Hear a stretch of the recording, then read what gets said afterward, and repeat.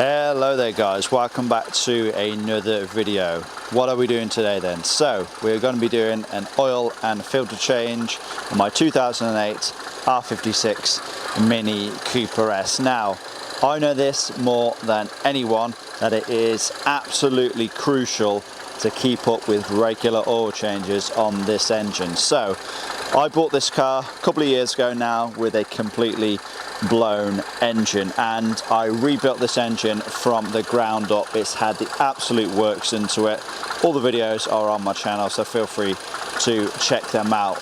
Now I've put around 1,000 miles on this engine since I have rebuilt it. So I've done the whole running in procedure. I've done its first oil change at 500 miles. Since then I've then done an additional 500 miles. So we're now ready to do the next oil change. After this I'll probably revert back to a once a year or every 5,000 miles kind of interval. Now to do the oil change on one of these engines, very simple and easy to do, pretty much the same as any other engine really. Of course you're going to need some fresh engine oil. This is the stuff that I like to use in pretty much all of my cars. It is a 5W30, it's LL04 spec, so it is recommended for this car. This is the oil filter that I am going to use. Before I have used MAN filters. They are a slightly different design, but this pure flux one is the one that Mini use from factory, so that is the one that I'm opting to go for today. This is what it looks like for those that are wondering.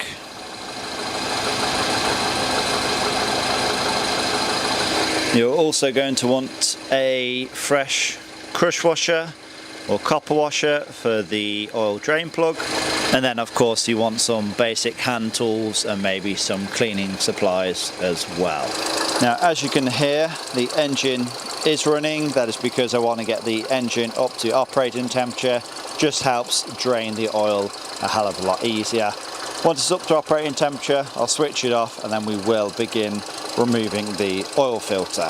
So then engine should now be nice and warm, so ready to start removing the oil filter. So to access the oil filter, I'm just going to remove this 8mm screw here at the front that holds the coolant reservoir in place, and this should just unclip and fold it over to one side. So as you can see, I have just cable tied the coolant reservoir out of the way.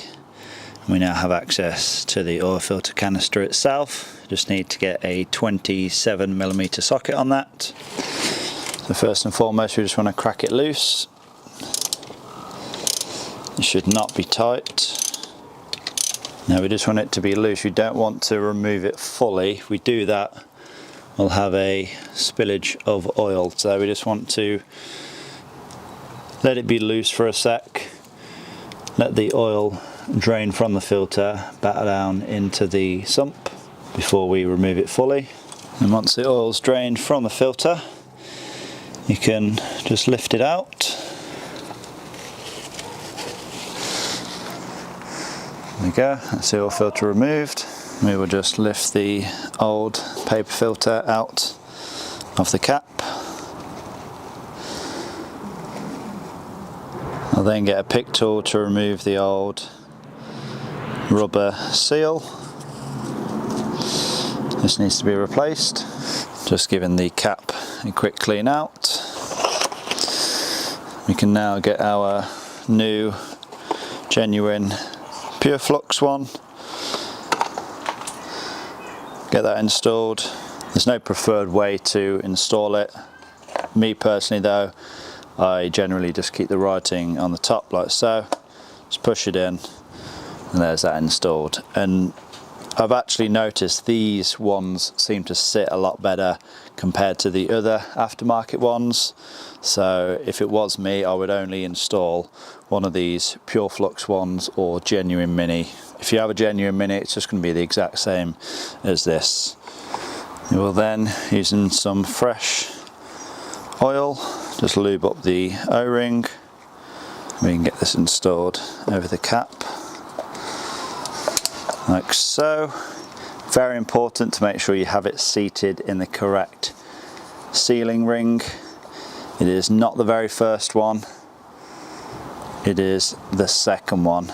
Don't do it in the third one because that is the beginning of the threads. If you do that, you'll just pinch the O-ring, it definitely won't seal properly and you'll have an oil leak. So yeah, we'll get this installed back into the oil filter housing now. Of course, just start it by hand before torquing it down to 25 Newton meters. There we go, no more, no less. And we'll just give the general area a bit of a clean down with some brake cleaner. Very important after you've done an oil change to make sure you clean down. It just helps identify any future leaks a lot easier. And now if we come underneath the car, we can begin draining the oil. Now, depends on your oil drain plug. Mine is an aftermarket one and it takes an 8mm Allen socket, so if it's exactly the same then that's of course what you'll need, but yeah, use whatever your drain plug takes. As you can see, I have now cracked that loose, so we're just going to remove this by hand and try to get as much oil down our arm as possible. That was a joke, by the way. Right, bums away. There we go. And at the same time I'll just lift up the oil dipstick and unscrew the oil filler cap just to help things drain a little bit easier. And while it is draining away, I'll get the coolant reservoir back in its place. And with that now back in place, we can get the oil drain plug ready for reinstallation. So of course remove the old crush washer. We'll give this a clean up before installing our new crush washer. Now that the oil has finished draining, we can get the sump plug reinstalled before torquing it down to 30 Newton meters.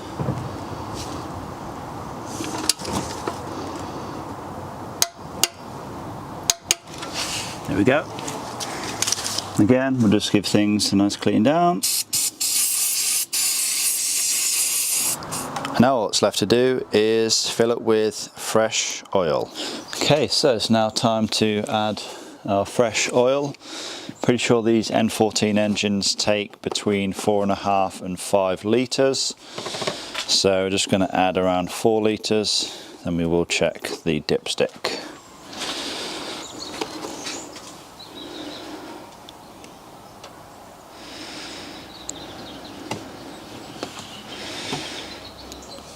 Okay, it's around 4 litres added.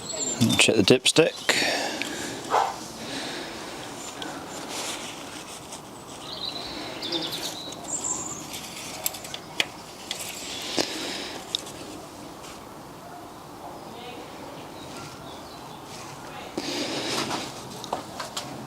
Right around the midway point. So I'm going to add another half a litre and we should be fine to fire it up.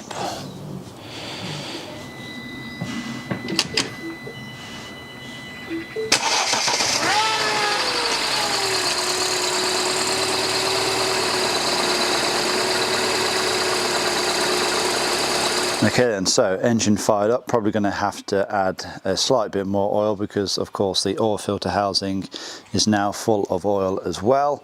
But I'm going to get the car down on the ground and then we will check the final oil level using the dipstick and then of course add oil accordingly.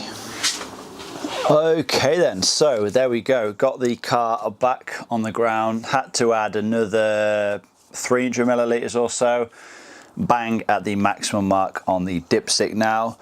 I actually looked up and according to the internet, that engine takes 4.2 litres of oil. Now, I definitely added pretty close to 5 litres in total. Bear in mind though, I did remove the oil pan, I did remove the sump because I had to do the gasket on it. That's going to be in a separate video if you're interested about that.